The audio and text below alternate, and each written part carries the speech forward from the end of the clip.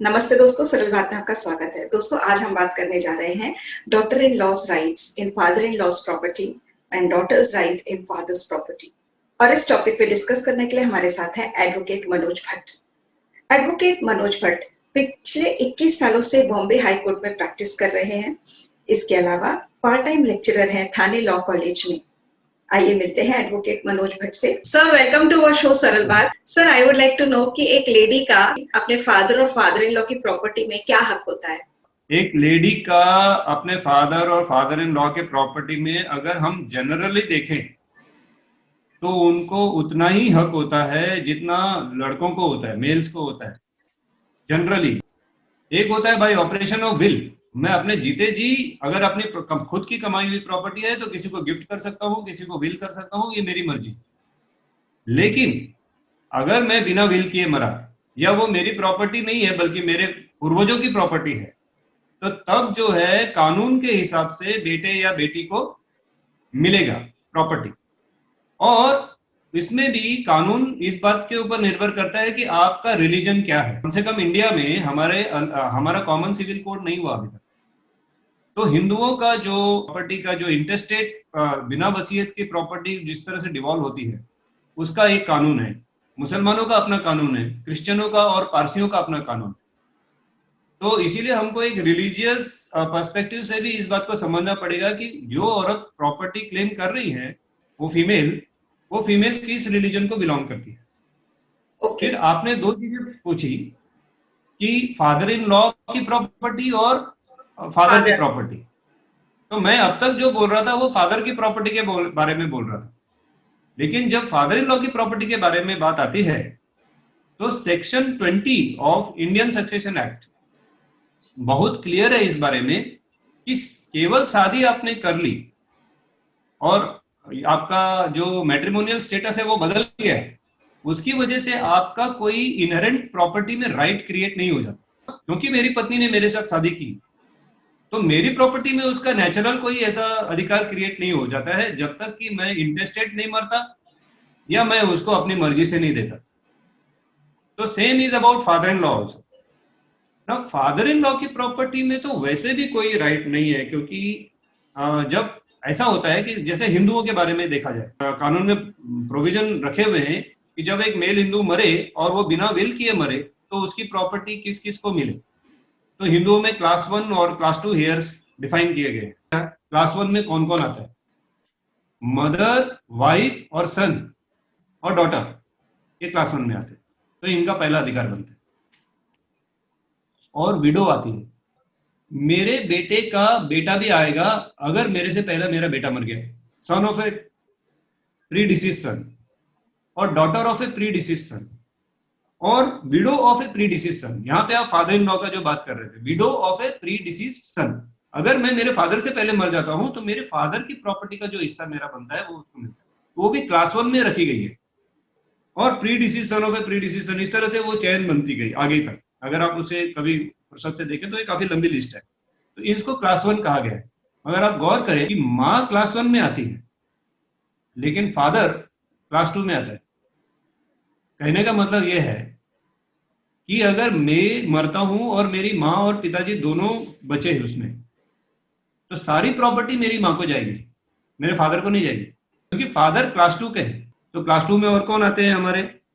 Sons, daughters, सन, यानी मेरा परनाती हुआ, सन्स, डॉटर्स, डॉटर, नातिन, वो बराबर पे आ गए। और ब्रदर, सिस्टर, तो सिस्टर, ब्रदर और फादर मोटा मोटा ये क्लास 2 के हैं। तो क्लास 2 को अधिकार तब मिलता है जब वो क्लास 1 में कोई हेयर नहीं हो। और जब क्लास 2 के लोग 2 या 3 या 4 जो भी हैं, अगर क्लास 1 के हेयर नहीं है, क्लास 2 वालों को अगर मिलना है तो उनमें भी इक्वल मिलेगा। तो अब हम लोग ये बोल सकते हैं कि काफी हद तक हिंदू लॉ इतना इवॉल्व हो चुका है कि मेल फीमेल में इंटेस्टेड सक्सेशन में कोई फर्क नहीं रह गया। अच्छा, पहले तो हिंदू कौन है? तो हिंदू में बुद्धिस्ट, सिख, जैन, ये जो है हिंदू में ही आते हैं। पर इसमें भी हिंदू कानून में एक ऑब्स्टेकल या एक अभी तक उसमें इवॉल्व होना जरूरी है कानून को। वो ये है कि हिंदू जो लॉ कोडिफाई किया गया, वो कोडिफिकेशन के टाइम पे एक बात बहुत क्लियर कर दी गई कि जो एस्टैब्लिश्ड कस्टम्स है जो पब्लिक पॉलिसी के खिलाफ नहीं जाते, उन कस्टम्स को प्रायोरिटी दी जाएगी कोडिफाइड लॉ के सामने। यानी अगर हिंदू सक्सेशन एक्ट है और उसमें मैं बोल रहा हूं कि फीमेल को, जो डॉटर है मेरे को, उसका इक्वल राइट है, लेकिन अगर कोई प्रिवेलिंग कस्टम है, जैसे आदिवासी लोग हैं हमारे, कोनों में रहते हैं कहीं, और उनकी अगर प्रिवेलिंग कस्टम है तो कानून को उस कस्टम को मान्यता देनी पड़ेगी। इसका मतलब यह है कि अगर किसी आदिवासी कस्टम में यह बोला गया कि फीमेल को आधा नहीं मिलेगा, उसको 1/3 ही मिलेगा, या मेल नहीं होने के बाद उसको मिलेगा, तो ये जो आदिवासी लड़कियां हैं जिनकी कस्टम्स हैं और वो कस्टम्स को रिकॉग्नाइज करती है कानून, तो उनको उस कस्टम से मिलेगा, न कि हिंदू सक्सेशन एक्ट के हिसाब से। तो हिंदुस्तान में जब कानून बने तो हिंदुओं का जो ट्रेडिशन और जो उनके कस्टम्स थे उसमें काफी बदलाव आए। 1956 में जो हिंदू सक्सेशन एक्ट आया, और अब जो 2005 में नया अमेंडमेंट आया हिंदू सक्सेशन एक्ट को, उसमें बहुत ड्रास्टिकली हिंदू फीमेल्स का जो अधिकार है उसको बढ़ाते गए कंटिन्यूअसली, और अब तो उनका पूरा अधिकार है 50-50%, जब फादर की प्रॉपर्टी जहां तक इनहेरिट करते हैं। तो जैसे मैं कह रहा था कि अलग अलग रिलीजन का अलग अलग जो है कानून बना रखे हैं फीमेल्स को कैसे मिलता है।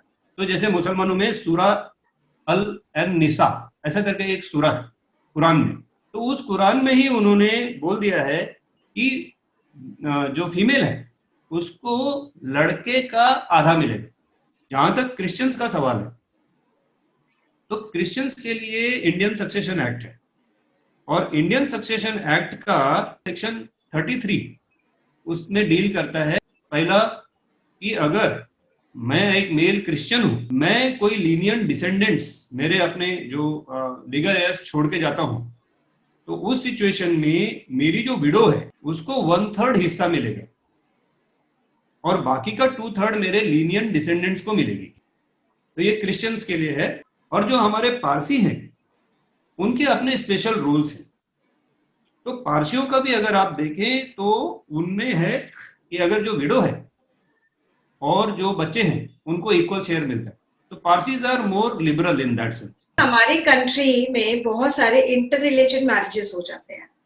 Under that situation, after marriage, for acquiring the property, उस लेडी का क्या स्टेटस रहेगा, कौन सा लॉ एप्लीकेबल होगा? करेक्ट। तो जैसे कि मैंने आपको बताया कि section 20 of Indian succession act इस बात को बहुत क्लियर करता है कि केवल शादी हो गई इससे आपका जो प्रॉपर्टी से रिलेटेड जो राइट्स हैं वो बिल्कुल भी डिस्टर्ब नहीं होते। तो अगर मैं किसी नॉन हिंदू से, अगर मैं हिंदू हूं और मैंने किसी नॉन हिंदू से शादी कर ली, तो शादी करते समय ये देखना पड़ेगा कि मैं शादी किस धर्म के तहत कर रहा हूँ। ठीक है, या तो मैं उसे कन्वर्ट करता हूँ हिंदुइज्म में, तो ये हिंदू मैरिज एक्ट के नीचे हमारा रजिस्टर हो जाएगी शादी, या मैं मुस्लिम हूँ और मैंने लड़की को कन्वर्ट कर लिया मुस्लिम रिलीजन में, तो फिर मुस्लिम रिलीजन फॉलो होगा जो भी हो मेरी प्रॉपर्टी से रिलेटेड। अगर समझो हमने कन्वर्ट नहीं किया और हमने इंटरकास्ट ही रहने दिया, उसके लिए इंडियन सक्सेशन एक्ट के जो प्रोविजंस हैं वही लागू। ठीक है, तो वो ज्यादा क्या लिबरल है इन दैट सेंस। जो टिपिकल जो हमारे रिलीजन से निकले हुए जो लॉज हैं उससे ज्यादा अच्छा लिबरल आपको जो है इंडियन सक्सेशन एक्ट में मिलेगा, क्योंकि वो उसका रजिस्ट्रेशन अलग कानून के तहत होता है। लेकिन आप ये एक कदम और आगे जाएं और कहें कि क्या फादर इन लॉ का प्रॉपर्टी में, तो चाहे वो इंटरकास्ट मैरिज हो या नॉर्मल है मैरिज हो, उसमें भी फादर इन लॉ की प्रॉपर्टी में इनहेरेंट कोई राइट किसी फीमेल का नहीं होता है, केवल हस्बैंड के थ्रू होता है।